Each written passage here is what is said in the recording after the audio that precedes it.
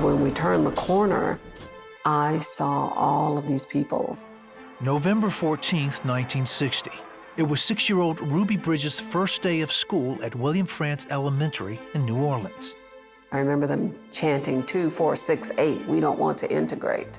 It had been 5 years since the U.S. Supreme Court mandated the desegregation of schools.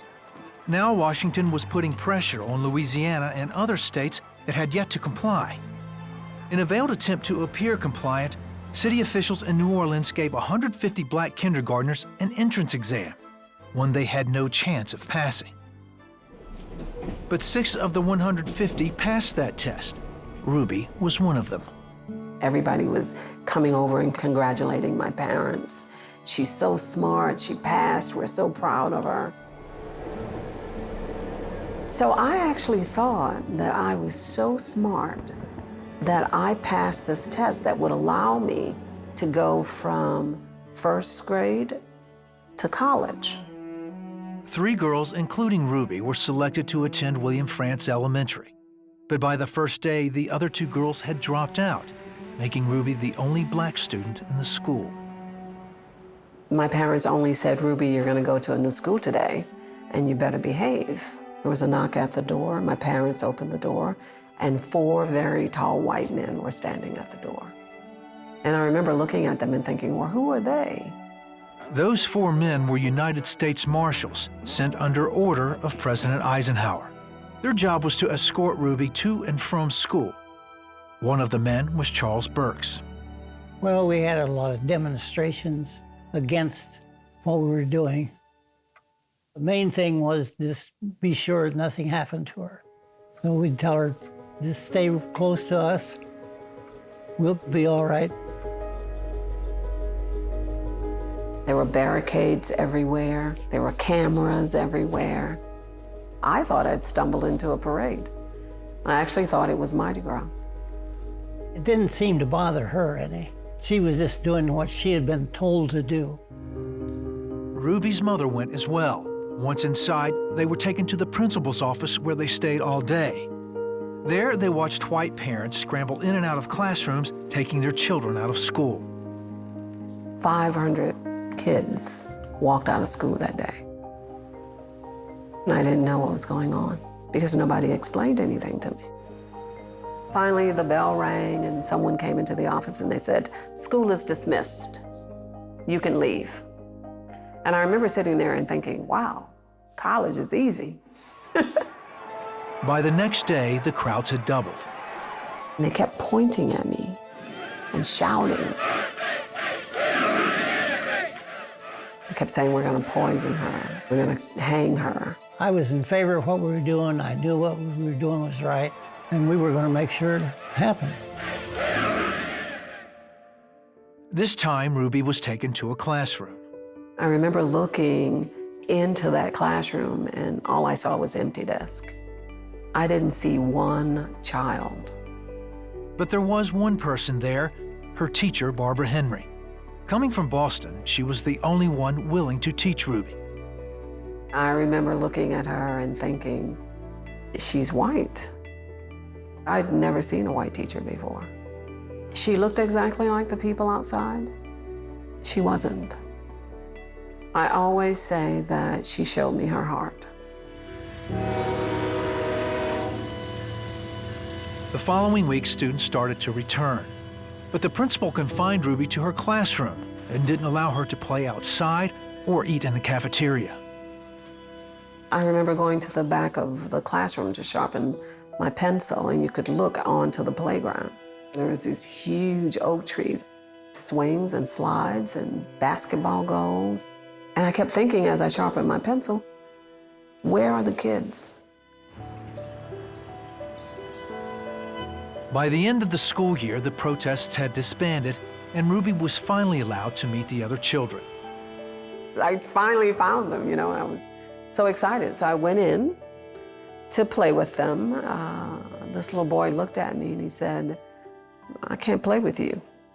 My mom said not to play with you because you're a nigger. So that's what this is about. It's not Mardi Gras, and this isn't college. It's about me. It's about me and the way I look and the color of my skin. And in my mind, that was okay. Yes, he hurt my feelings, but I wasn't angry with him because I felt like he was explaining to me why he couldn't play with me. If my parents said, Ruby, don't play with him, he's Asian, Hispanic, Indian, Muslim, white, mixed race, Jewish, gay, I would not have played with him. I didn't feel like there was anything for me to forgive. The fact that in my mind, he was explaining to me and that I would have done the same thing. It wasn't like I was angry with him, so there was nothing there to forgive. The fact that when I passed the crowd, I thought it was Mardi Gras. There was nothing there for me to forgive. Ruby returned the following year. She had a new teacher and a room full of classmates. She went on to attend an integrated high school and eventually graduated from Kansas City Business School with a degree in travel and tourism. And when she married and began raising a family, she taught her children to rely on God. She always falls on her faith, and she makes sure that you do so as well. So it doesn't matter what you go through, it doesn't matter who hates you, who dislikes you. As long as you have that faith and that relationship with God, you're fine. Ruby returned to William Frantz Elementary in 1993 when she enrolled her 4 nieces. She witnessed the same racism she had seen as a little girl. So to build bridges between the races, she volunteered as a parent liaison and established an after-school multicultural art club. Soon after, she launched the Ruby Bridges Foundation and began sharing her story with students all over the U.S. I see hope that most of us don't see. I'm in schools every day. I am so humbled by the way my story moves kids.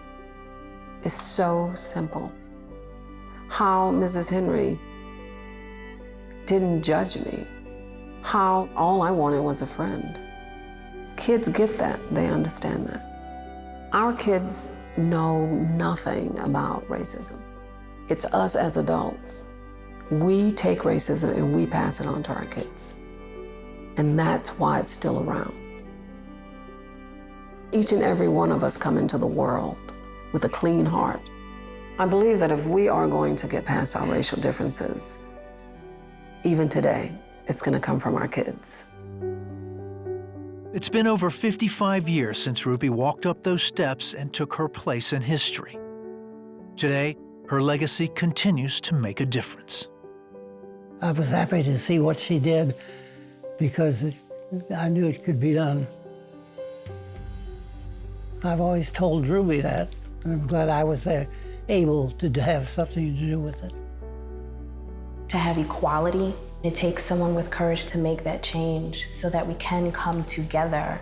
And you have to have a great, faithful foundation to stand up for something that you truly believe. My superhero, she does that every day. Out of the commandments, if you could only keep one, the one you should keep is love thy neighbor. That is the key.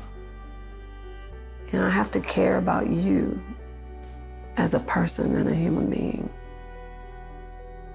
I really believe the longer I live that it really has everything to do with love.